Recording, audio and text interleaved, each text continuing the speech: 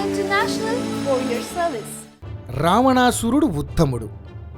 తన చెల్లిని అవమానించినందుకు రాముని భార్యను అపహరించాడు. సీతను అపహరించినా ఆమెను తాకలేదు. దూతను చంపకూడదని హనుమంతుడిని విడిచిపెట్టాడు. తమ్ముడు తన నుండి దూరమై వెళ్ళినా సహించాడు.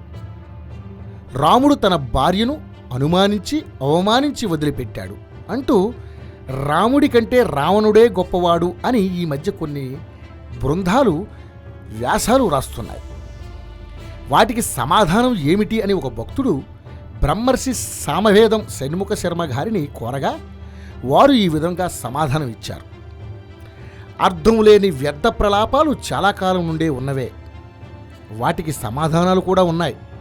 కానీ మనలో చాలామందికి రామాయణ పరిజ్ఞానం లేదు, దానిపై గౌరవం లేదు. కాసింత అవగాహన ఉన్నవాళ్లు కూడా పై విమర్శకులకు సమాధానం చెప్పగలరు. ఆ అవగాహన సైతం మన సమాజంలో కొరవడుతున్నందుకు మనం బాధపడాలి. రావణుడి చెల్లి అనగా శూర్పణఖను అవమానించినందుకు రాముని భార్యను అపహరించాడా? రావణుడి చెల్లిని రాముడు పరిగట్టుకుని వెళ్ళి అవమానించలేదు. పరపురుష వ్యామోహంతో ఆ రాక్షసి వచ్చి తన కాముకత్వాన్ని బయటపెట్టింది. అంతేకాదు, సీతమ్మను చంపబోయింది. తమంత తాము వచ్చి హింసించబోయే ఎవరైనా శిక్షించడం సహజం. అందున చంపకుండా కేవలం అవమానించి వదిలివేయడం శ్రీరామలక్ష్మణుల ఔదార్యం.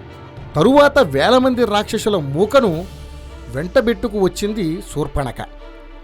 అప్పుడు విల్లందుకున్న రాముడు తన పరాక్రమంతో వారిని మట్టుబెట్టాడు.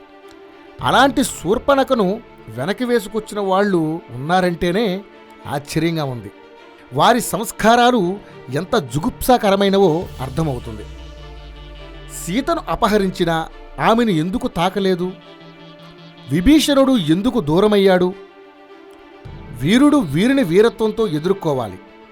రాముని పరాక్రమ వైఖరిని తెలిసిన రావణుడు అతడిని ఎదుర్కొనలేక మాయోపాయంతో వారిని తప్పించి కేవలం కామవికారంతో సీతమ్మను అపహరించాడు. ఇందులో వాడి నీచత్వాన్ని ఉత్తమ లక్షణంగా చూసిన పాపజీవుల్ని ఏమనాలో నాకైతే అర్థం కావడం లేదు. అపహరించిన సీతమ్మను బలాత్కరించకపోవడం ఉత్తమ లక్షణమేమీ కాదు. అలా పరస్త్రీని బలాత్కరిస్తే వెంటనే ప్రాణాలు పోతాయన్న శాపం ఉన్న కారణంగా వెనక్కి తగ్గాడు. వాడి అధర్మ రీతిని తట్టుకోలేక విభీషణుడు ఖచ్చితంగా దూరమయ్యాడు. దూతను చంపకూడదని హనుమంతుడిని విడిచిపెట్టాడా?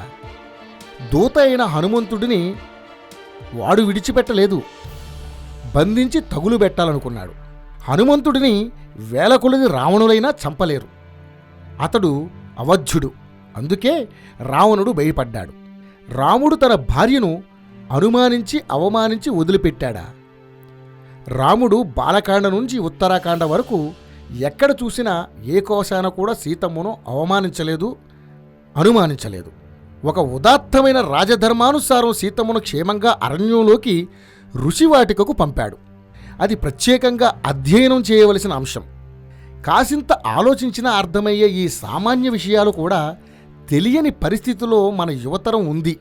వారికి రామాయణాంశాలు స్పష్టంగా చెప్పవలసిన బాధ్యత మన పెద్దలందరికీ ఉంది.